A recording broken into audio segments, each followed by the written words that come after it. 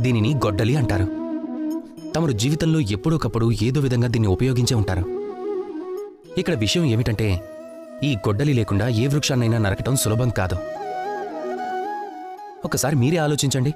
గొడ్డలి దీంట్లో ఈ భాగం ఎంతో ముఖ్యమైనది ఇదే లేదనుకోండి, అప్పుడు ఈ చెట్టు ఆకుని రాల్చడానికి కూడా ఇది పనికిరాదు.